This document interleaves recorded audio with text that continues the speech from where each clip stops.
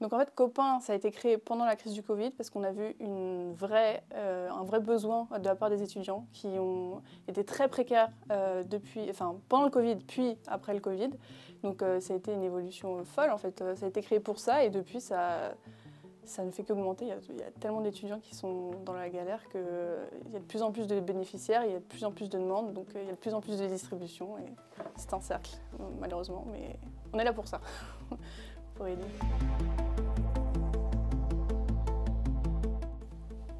Donc, je m'appelle Émilie, je suis bénévole à Copain depuis 1 an et demi, donc depuis septembre 2021. Et donc en parallèle, je suis forcément étudiante, vu que c'est une association pour les étudiants. Et je suis à la Sorbonne Nouvelle, voilà, en études master, dernière année de master. Qu'est-ce qu'on fait à Copain? On distribue des paniers alimentaires.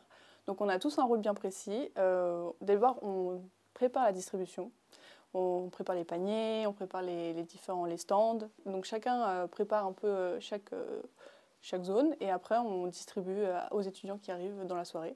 Et après on range tout, parce qu'il faut quand même tout ranger. Voilà, c'est une association par les étudiants pour les étudiants, donc c'est forcément que des étudiants.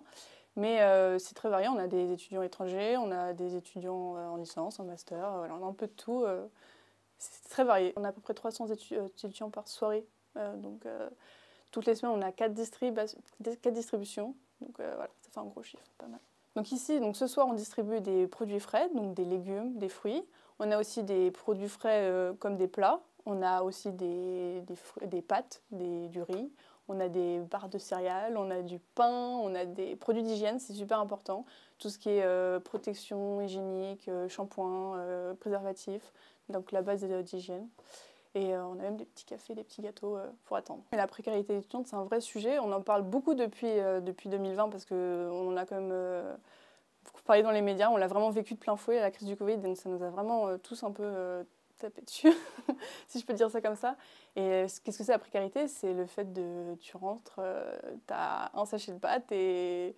Ça te fait 4 jours et voilà quoi, faut manger que ça. Et puis après, bah, t'es là, tu cherches des aides, mais t'oses pas forcément aller dans les aides générales comme les secours populaires, enfin voilà, les aides générales parce que bah, je sais pas, tu te sens pas légitime vu que t'es étudiant, mais en même temps t'as pas forcément les moyens de manger et tu fais des boulots à côté, et donc t'as pas. C'est énormément de choses en fait. C'est la pression de pas pouvoir manger, c'est la pression d'avoir peur en fait du lendemain. C'est bizarre à dire comme ça, mais ouais, la précarité, voilà, c'est pas pouvoir vraiment se fixer un futur. Alors, je m'appelle Natalia, j'ai 26 ans, je suis d'origine brésilienne et je suis ici en France pour faire mon master depuis septembre. Mais j'avais déjà fait un échange académique en France il y a quelques ans. Très souvent, aux distributions de COP, en fait, je viens toutes les 2 semaines, c'est la périodisation qu'on a les droits. Je viens ici parce que, en fait, j'ai un job étudiant pour être capable de financer mes études ici en France. Je viens du Brésil et du coup, les rapports avec la monnaie là-bas et l'euro, il est beaucoup faible à mon égard. Et de base, j'étais censée avoir une bourse d'études pour faire mes études ici en France, mais à la fin, ça n'a pas marché et je n'étais pas prise au moment final. Mais je voulais quand même rester sur ce projet-là, rester sur ce plan. Et du coup, les aides alimentaires de la COP me possibilitent d'être capable de me financer jusqu'à la fin du mois. Parce que je touche presque je touche moins que la moitié du SMIC avec mon job étudiant. Et du coup, juste mon salaire ne serait pas capable de payer pour les loyers, transports, nourriture, loisirs aussi, et toutes les autres dépenses qu'on a au niveau des études. Et du coup, en gros, les distributions, elles m'aident à une sorte de compléter mes revenus.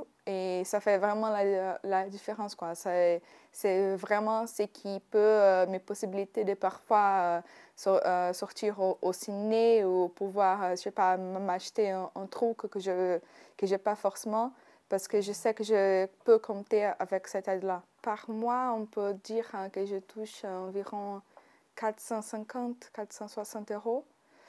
J'ai un loyer qui de base est 246 avec la CAF, ça fait un petit peu moins. J'ai 26, du coup j'ai encore droit au forfait étudiant du transport cette année, mais je ne vais pas l'avoir pour l'année prochaine. Du coup ça me fait genre 40 euros, quelque chose comme ça par mois de transport. Et avec les aides de la COP, niveau alimentation, je pense que je dépense environ 80, 90 par mois, un peu plus ou moins que ça. Mais ça change beaucoup avec l'inflation. Mais ça se voit que les prix ils commencent à augmenter, surtout pour certains produits de base que j'utilise, comme les cafés, par exemple, les riz, les pâtes et tout. Et du coup, ces rapports-là, participation des alimentations au budget, ça augmente de plus en plus. Et je pense que c'est pour ça aussi qu'on voit des gens qui vont pas seulement aux aides de la COP, mais aussi des autres assos qui font des travaux similaires.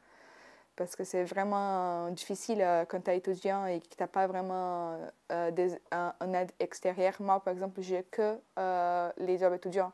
Je n'ai pas d'aide à côté des parents, de la famille. Et du coup, oui, j'arrive, je me débrouille à survivre, mais c'est ça, c'est un peu ça. Au sein de mon master, il y a des étudiants qui viennent de milieux différents, milieux social et économique. Du coup, j'ai déjà, là, c'est un sujet qui a aussi un côté un peu de gêne que je sens parfois, d'aborder quand tu es entre potes ou quand tu es à la classe, tu vas pas dire à n'importe qui, ah oui, je vais aux distributions alimentaires, blablabla. Ça se fait pas parce qu'il y a encore ce niveau-là de gêne de se mettre dans une telle situation. Mais je sais qu'il y a pas mal d'étudiants étrangers, mais vraiment beaucoup de Français aussi, et c'est ça qui m'a étonnée en venant ici, qui galèrent également à arriver jusqu'à la fin du mois. Par exemple, quand on prend nos déjeuners ensemble, parce qu'on a pas mal de cours les matins et l'après-midi, si tu regardes ce que les gens mangent, tu vois qu'il n'y a pas beaucoup de variétés et que ce n'est pas beaucoup bien distribué au niveau nutritionnel. Mais après, à la fin, on n'a pas vraiment beaucoup de choix à faire quand on fait ses courses. On achète ce qui est moins cher, ce qui est abordable. C'est une situation que je vois que c'est de plus en plus commun parmi les étudiants et que c'est une chose que ce n'était pas trop clair pour moi quand j'étais ici en France pour étudier la première fois. Là, c'est 2017-2018. Et je sens, et à cette époque-là, j'avais une bourse, du coup, je n'avais pas un job étudiant, mais je touchais pas mal, à peu près la même chose que je touche aujourd'hui avec le job. Et je sentais que, OK, je vivais dans une ville beaucoup plus simple que c'était Rennes, et là, je suis à Paris. Bien sûr que Paris, c'est plus cher.